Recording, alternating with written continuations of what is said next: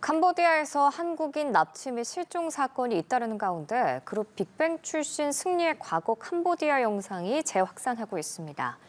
해당 영상에는 승리가 캄보디아에서 열린 한 행사 무대에 올라 아시아에서 가장 훌륭한 국가인 캄보디아라고 언급하는 내용이 담겼습니다. 영상이 지난해 초 공개됐을 당시 승리는 지드래곤을 부르겠다는 등의 망언으로 비판을 받기도 했습니다. 한편 영상 배경에 적힌 브랜드 로고가 최근 범죄단지 운영과 연관된 것으로 전해진 곳의 로고와 유사해 새로운 논란도 불거지고 있습니다. 말씀드린 대로 지금 최근에 캄보디아에서 우리 국민들의 납치 감금 신고가 계속되고 있습니다. 이 수도 푸놈펜에도 특별 여행주의보가 발령됐고 말씀드린 대로 오늘 정부 합동 대응단도 현지로 향하게 됩니다. 네, 캄보디아 푸놈펜에 저희 취재 기자 나가 있습니다. 연결해 보겠습니다. 박준혁 특파원 분위기 전해 주시죠.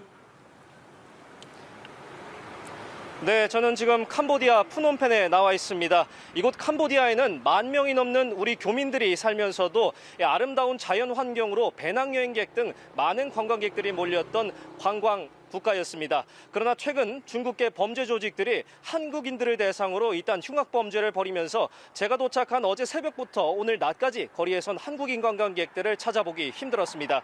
이곳 푸놈펜을 포함한 캄보디아 11개 지역에 특별 여행주의보가 발령된 상황인데요. 한국인 납치와 감금 신고 등이 폭증하면서 정부가 여행 전면 자제를 권고할 정도로 상황이 심각한 모습입니다. 특히 한국인 대상 감금 그리고 납치 범죄가 잇따르는 곳은 여기서 차로 3시간가량 떨어진 시아누크빌과 국경지대 인근이지만 수도인 이곳 푸놈펜 외곽에서만 해도 이미 범죄 단지가 여럿 존재하고 있는데요. 실제로 제가 오늘 새벽 이곳에 도착해서 현지 곳곳을 둘러보니 시내에선 범죄 단지 같은 곳은 볼 수 없었지만 차로 약 20분 정도만 이동해도 여러 차례 보도됐던 범죄 단지들을 발견할 수 있었습니다. 네, 박 특파원, 현재까지 확인된 우리 국민 피해 상황 등이 어떤지도 전해주시죠.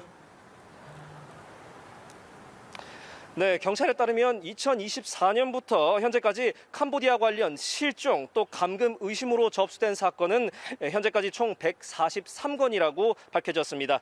이 가운데 아직 대상자의 안전을 확인하지 못한 이런 진행 중인 사건도 52건에 달하는 것으로 확인됐습니다.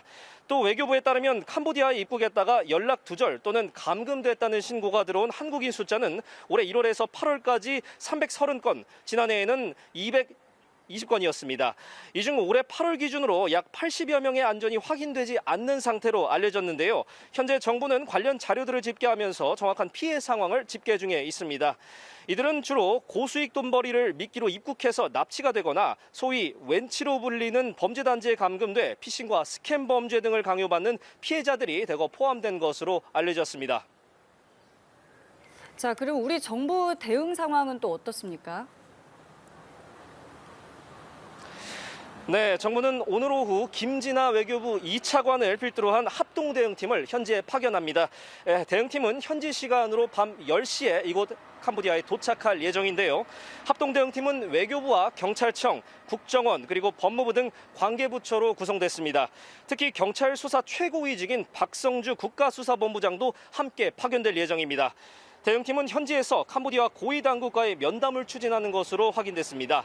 이 대응팀은 지난 8월 한국인 대학생 고문 사망 사건에 대한 수사 협조를 촉구하는 한편 숨진 대학생의 부검 그리고 유해 운구 절차 등에 대해 논의할 것으로 보입니다.